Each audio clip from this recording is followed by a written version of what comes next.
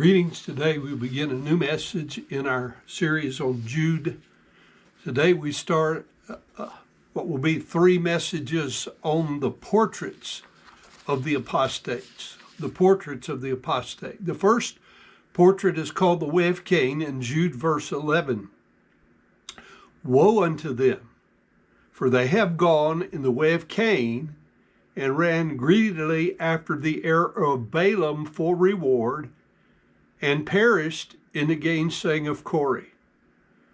Now, Paul wrote to the Corinthians in his first letter, chapter 4, verse 16, and he said, "Wherefore I beseech you, be ye followers of me."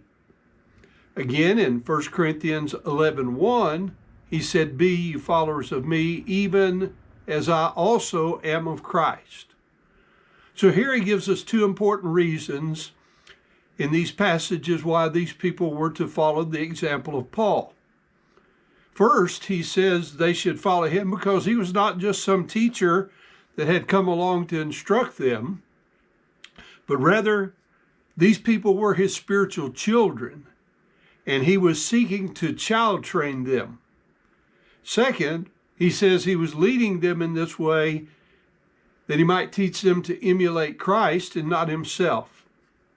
He also wrote to the Romans in chapter 16 and verse 17, "Now I beseech you, brethren, mark them which cause divisions and offenses contrary to the doctrines which you have learned, and avoid them." So the premise is set in the Word of God in many places repeated. We're to look for good examples and follow them, and we're to look at negative examples and avoid them. Someone told me what to do when you see a snake while you're fishing. They said there's 4 options. 1, you can go home because there's snakes out there. 2, you can just ignore the snake and continue fishing. 3, you can kill the snake and begin snake hunting. Or 4, you can kill the snake and continue fishing. I want us to apply that to what we commonly call our Great Commission for just a moment. See, Christ has called us to be fishers of men. Therefore, we should not go home because there are snakes out there. Neither should we ignore the snake and continue fishing. Neither should we kill the snake and start snake hunting, because remembering our objective is to catch fish and not to kill snakes. Rather, we should kill the snake and continue fishing. And this is our goal in this series, that we learn to look at apostates and avoid their doctrines, thus thereby killing the doctrine's effectiveness. Now, I submit that apostates have markings which make them every bit as distinguishable as a diamondback rattlesnake. The first marking in the portrait of the apostate is called the Way of Cain. This is the perversion of the gospel.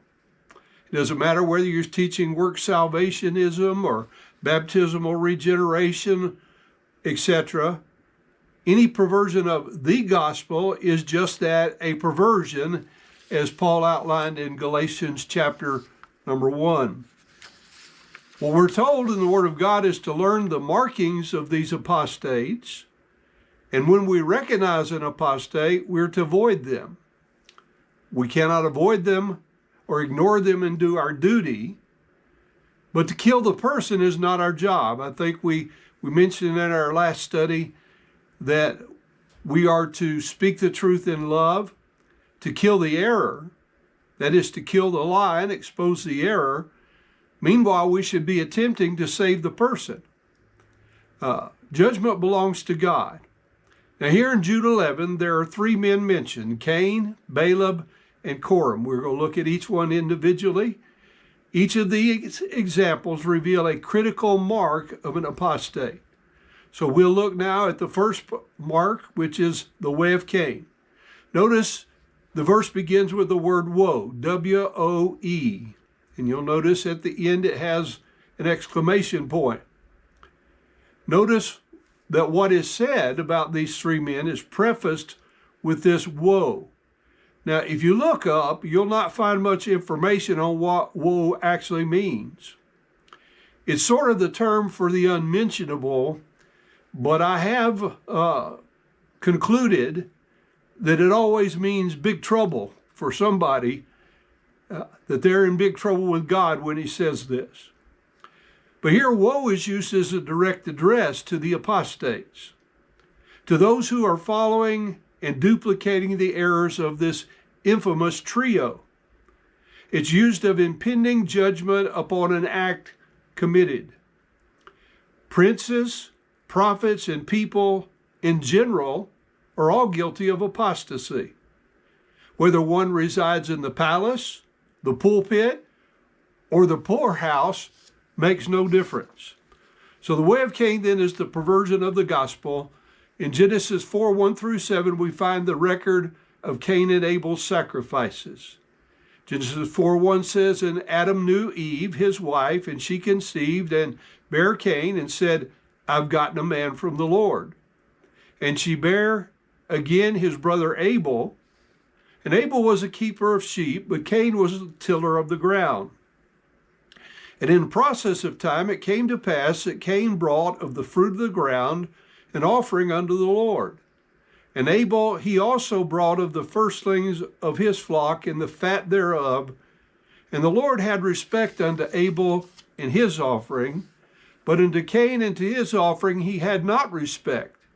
And Cain was very wroth, and his countenance fell. And the Lord said unto Cain, why art thou wroth? And why is thy countenance fallen? If thou doest well, shalt thou not be accepted? And if thou doest not well, sin lieth at the door. And unto thee shall be his desire, and thou shalt rule over him. So we conclude today by just making this statement. God had instructed Adam to instruct his sons, which he apparently had done because both sons did bring a sacrifice.